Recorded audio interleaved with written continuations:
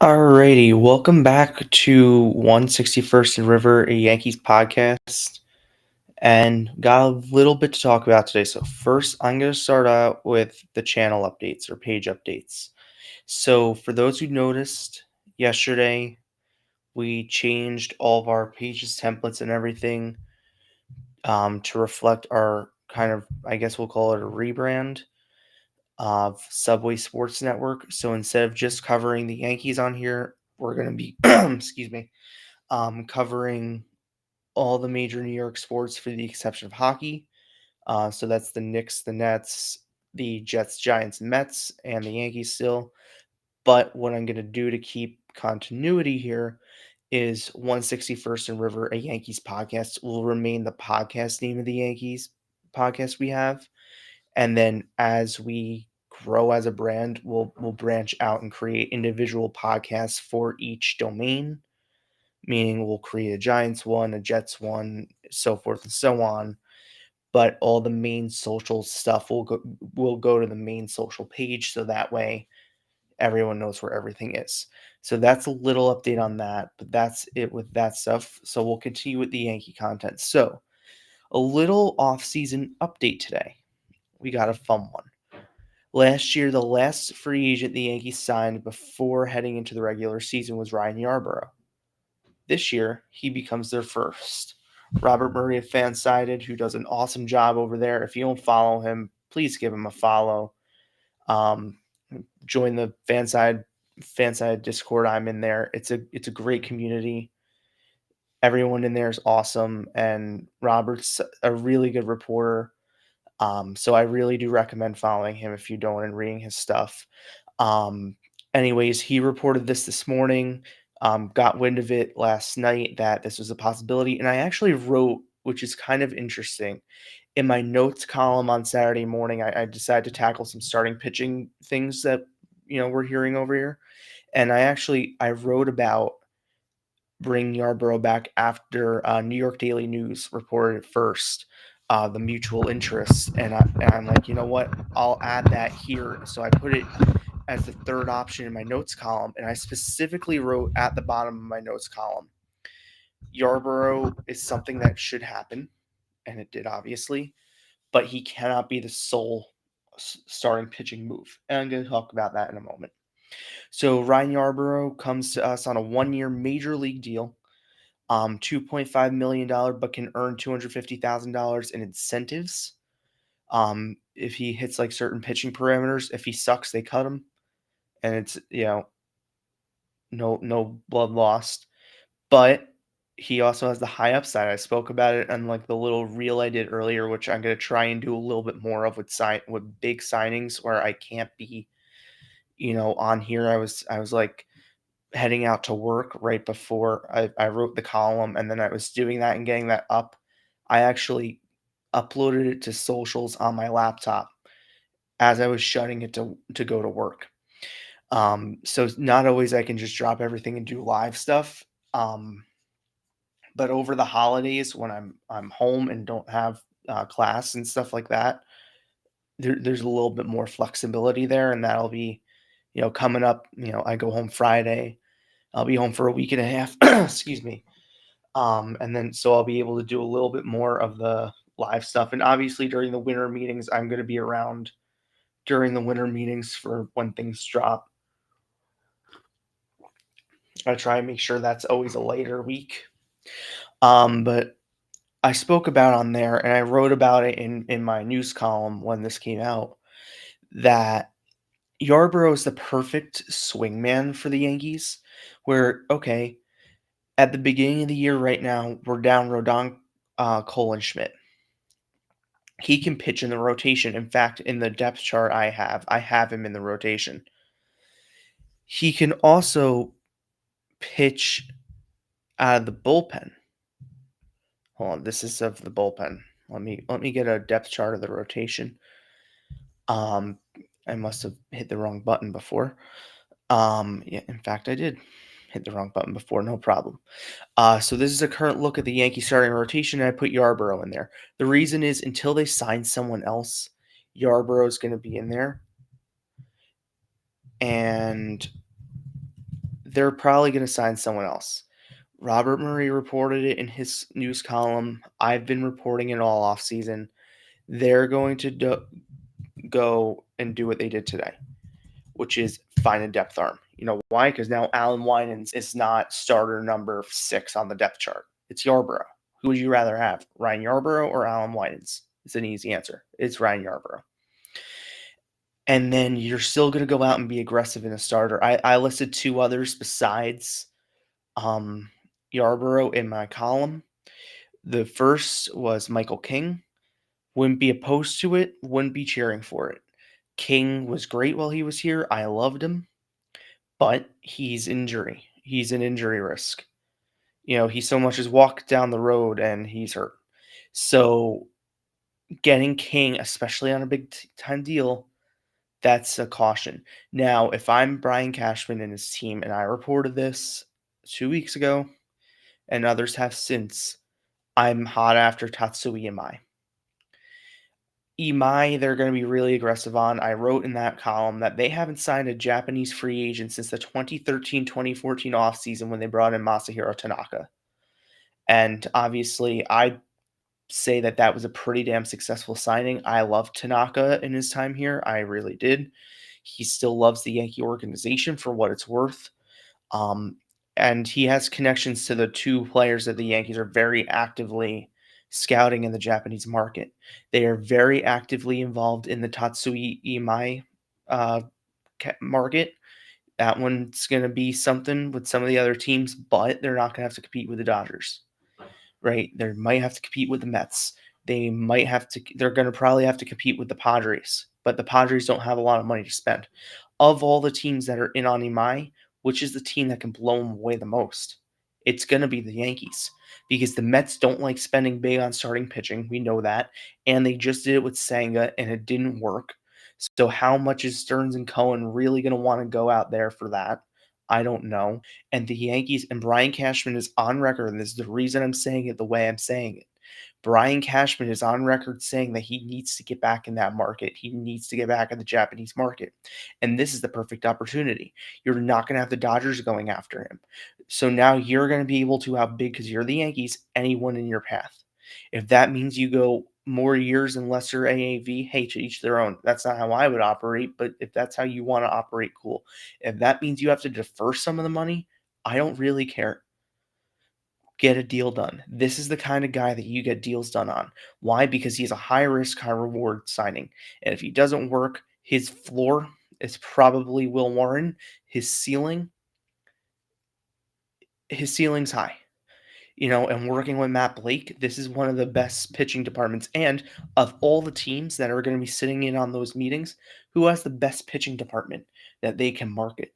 Because you also have to remember, when it comes to scouting talent from Japan, it's not just, okay, come sign with us. No, it's a whole market pitch, right? You're marketing to them and making a pitch. This is why you need to come play with us. It's really like that with every free agent, but most free agents that have played in MLB have some experience and have done their homework a little more so, and have talked to people, I'm sure, in clubhouses about certain teams and about certain things. And their age, I mean, Tatsui Imai's agent, Scott Boras. So he knows just as well as anyone about the Yankees and their brand and all that sort of stuff. And Boras, with no Dodgers, he's going to want him to go to the Yankees because that helps Boras out, because that gives Boras money. Because how much then of the brand am I going to make in a brand deal? And that makes Boras money. So from that aspect alone, the Yankees are really set up well and positioned well to go get Tatsui Imai, and they need to do it. Spend the money and go do it. Because then what happens is you allow Luis Heel to either Luis Heel and Will Warren then become expendable, or you put Heel in the bullpen. I'd be very open to putting Heel in the bullpen and then just sliding Ime into that spot, and then Warren can go down when someone comes back, and then Yarbrough can go to the bullpen when someone comes back, and then one of the, guys on the Scranton Wilkes-Barre bus can go down. That's in the bullpen, whether that's Yari De Los Santos or Brent Hendrick. who apparently, according to New York Post, the Yankees are going to look like really hard at Brent Heydrich in spring training as another lefty in there. They are in the bullpen market. They are very aggressive in the bullpen market. From what I've heard, the Yankees are hot after another starting pitcher. They really, really, really like Tatsui Imai, as I keep talking about, and I'm not going to stop talking about him until he's signed. I believe Wednesday his posting period begins, 45 days. They are very aggressive in that market, and they're very aggressive in the outfield market. Trent Grisham is expected to decline his qualifying offer and become a free agent. The Yankees are going to be very aggressive in retaining Bellinger's services, though it's going to be a lot. There's going to be a lot of teams involved. The Yankees are expected to go above and beyond to retain his services. Bellinger also might be inclined. I mean, he is a Boras client, so normally Boras clients don't do this. But Bellinger also is the type that emotion might become a factor. What I mean by that is if the money difference isn't extreme and he wants to be here, he might stay over others in the past where it was all about the money. And that's not just Soto, that's everyone, right? That's a lot of free agents, and I'm not knocking them. That is their prerogative. When they hit free agency, that's their right. Go do what's best for them and their families, and Godspeed. But Cody Bellinger, to me, from just the vibes I've gotten off him, from listening to him speak and knowing how much it meant to him to be a New York Yankee, he be someone that, in my book, kind of like Judge did, and some others have, that might be more inclined to be like if it's a $5 million difference between the Yankees and Team X, he might just choose the Yankees. And that's great because you get the deal done. But it's still on Brian Cashman and Hal Steinbrenner to get a deal done. They can't just cheap out here. All right, they can't be like, oh well, you know what? It's too much money. Let's go trade for Stephen Kwan, and we'll stick him in center, and we want Dominguez, or we'll trade Dominguez for Kwan, and start the season with Jones in center. No, that's not going to work. Bellinger needs to be a top priority because he can play all over. Right, he could play first base. Let's say Wells gets hurt, then Rice becomes catcher, then he goes to first base. Then you could call up Spencer Jones and see what you got. Right, or Stanton goes down, then you call up Jones and you can have people DHing and move him to left and figure it out. Right, there are options. If you want to hold, and I reported last week that, and others have as well, the Yankees are not sitting here right now calling Cleveland and calling the Angels and calling the Astros and all these teams saying, hey, can I interest you in Jason Dominguez? Hey, we got a prospect down in AAA who can hit a lot of home runs. He strikes out 38% of the time, but he hits a ton of home runs. Let me introduce you to Spencer Jones. No, the Yankees aren't doing that. The Yankees are saying, you know what? Let's ride it out. We got this outfield depth. And at this point, it is depth.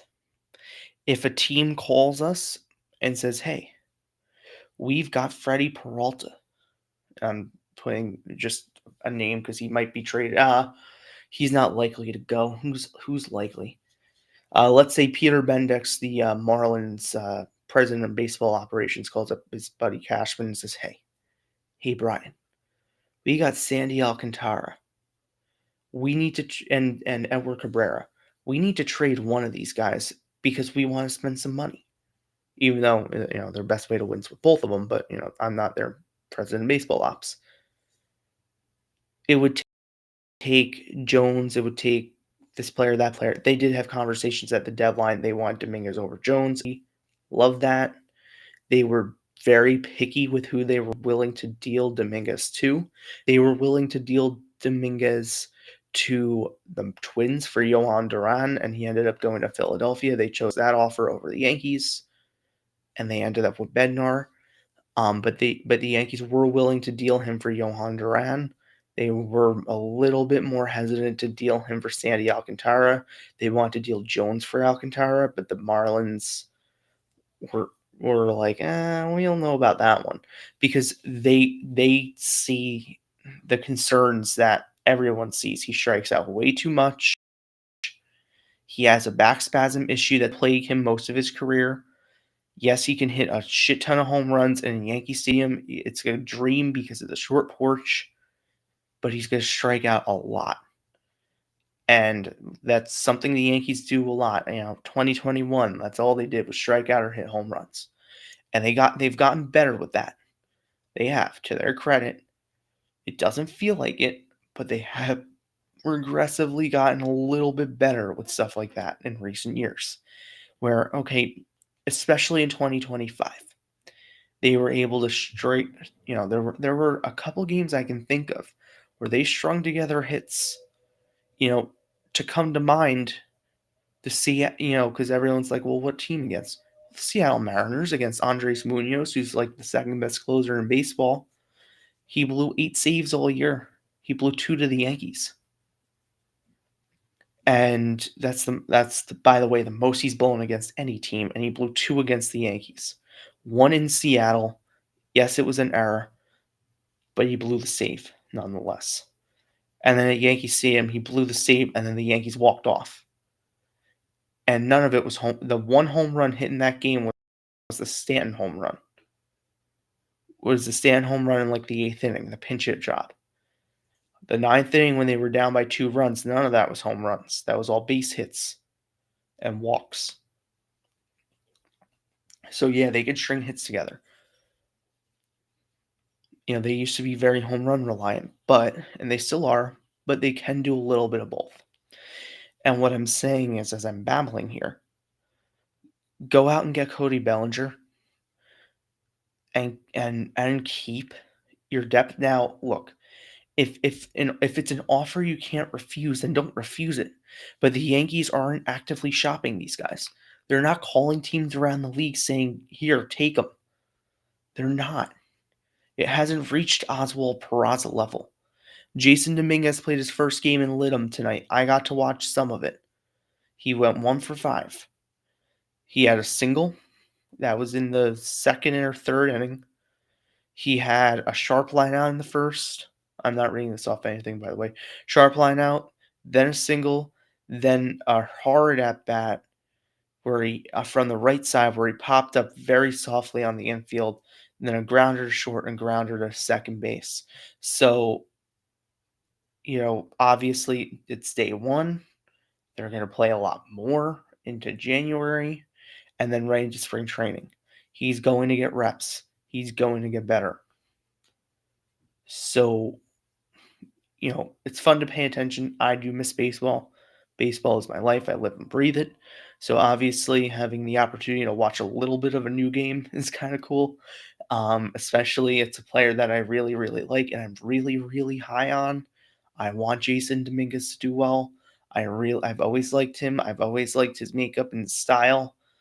And he wants to play here. He wants to be talking about last week to the media down there in the Dominican. I like downloaded the clips to translate them. That he really likes playing there, and he playing here in New York, and he loves Aaron Judge, and Judge is helping him, and stuff like that. He wants to do well. He doesn't strike me as someone who's not going to try. He's going to try. And to me, I'll pull up his stuff. And to me, that means a lot that you're going to try and not just give up. He could very easily be sitting home right now or be, just doing normal off-season stuff. Instead, he's getting in-game action, which is better than Driveline or anything else. Spencer Jones was doing workouts at Yankee Stadium. That's awesome. But in-game action, the way Jason's doing it, is really, really valuable for someone like him that needs in-game action to learn. This is a guy who didn't have minor league experience, so he's getting a lot of it now.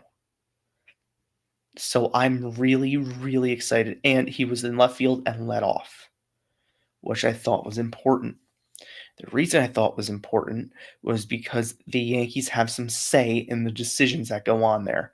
Luis Rojas' relative. I say relative because I don't remember if it was a cousin or a brother or whoever, so I say relative, is the manager.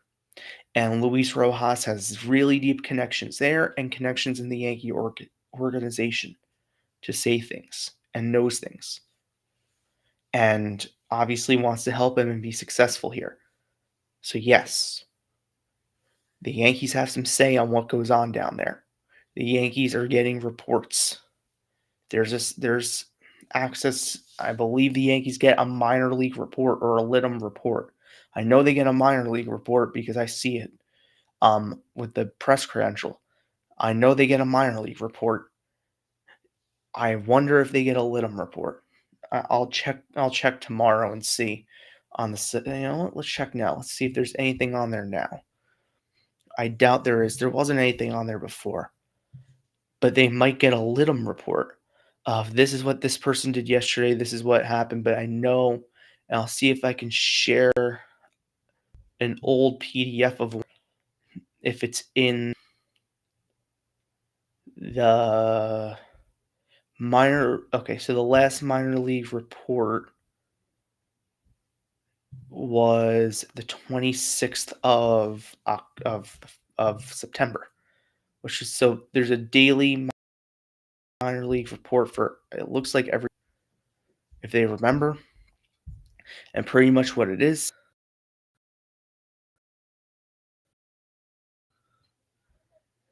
I'm gonna take a screenshot of PDF here. Is first. Let's see. Just give a second here to load. So this is from the Scranton Wilkes-Barre Rail Riders game, I guess, on the 20th. And what they're seeing in that. Hold on. I don't know why this isn't. This very has been horrible here. So this is what they give us. It's like a full-fledged PDF, which I'm not going to share the whole PDF because I'm not doing that. Anyone can find this information on game day, but as a PDF, it's like super easy and digestible to be able just to like run through the numbers or be like, this is what this person did. So they give us a PDF that looks like this. So what I'm pretty much babbling about is I wonder if they give one to the Yankees. I'm sure they do. Of this is what this player did today. They know what's going on. All right. Cashman can go on his phone and see what happened. I can go on my phone right now and see what happened. They hide it in the MLB app, but it's somewhere in there. Or what I did before was I just Googled MLB Lidom, and then it comes up with like game day on there. And then if you have like a certain like subscription, you can watch. But like MLB should really like put a feature in their app to follow Lidom. I wonder if ESPN has it. They might. I mean, it's the same thing of all these apps.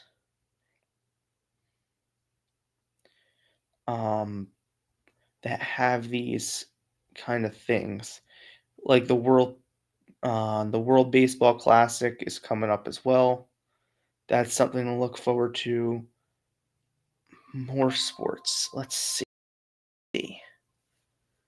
If I go down the list. It doesn't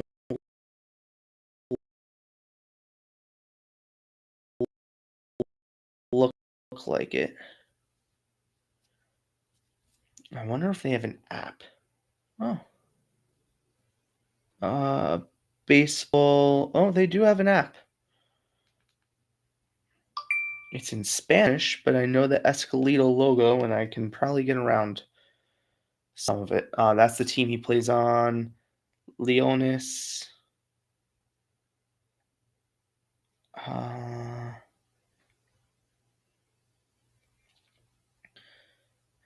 S.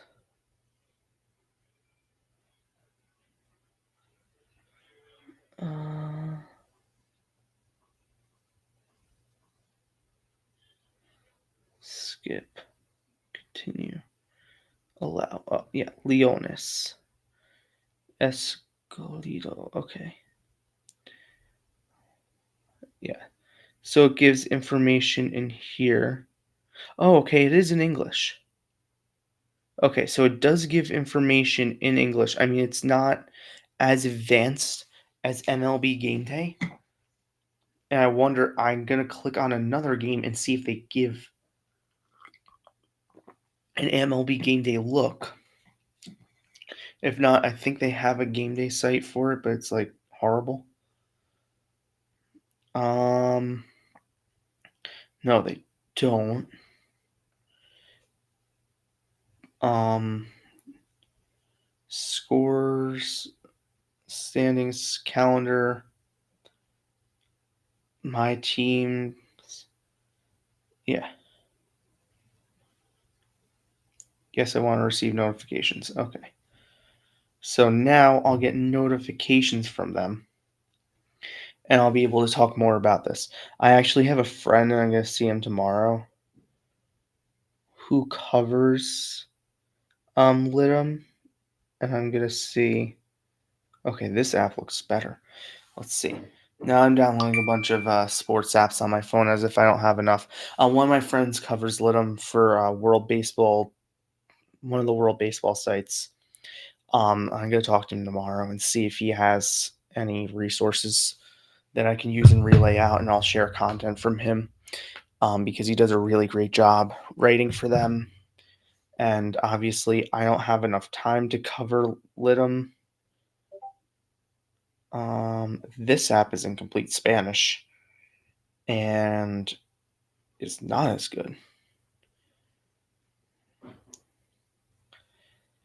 And I don't understand this. Wait, why can't I click on anything? Notes. Nothing there. Okay, cool. So that app doesn't work. Anyways, I'm gonna go through this on my time later on and see like what really is the best app. And if anyone from MLB is watching this, you should add a Litum section into your MLB app since half your players play down there. And for fans like me who are nerds and like to track this sort of stuff, like and like to track and see, and also for journalists who want to report what's going on down there, and when they're halfway through, I'm going to keep that app on my phone. When they're like halfway through this thing, I'm going to write a column that's going to be like, hey, this is what's going on in Litum right now. This is what Jason Dominguez looks like. Let's talk about it. Like, it's looking great. As the Yankees 40-man roster, the Yankees look like they're 40-man set.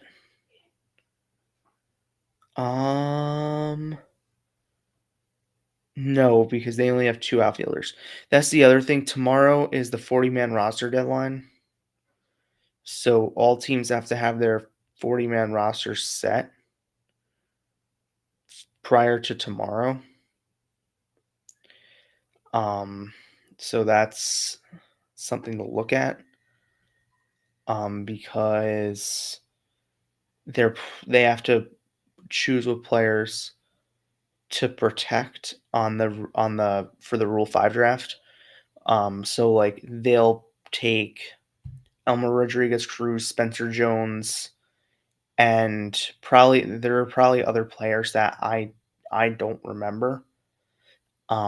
Max Manus from John Boy Media was talking about Harrison Cohen. I haven't heard anything on that.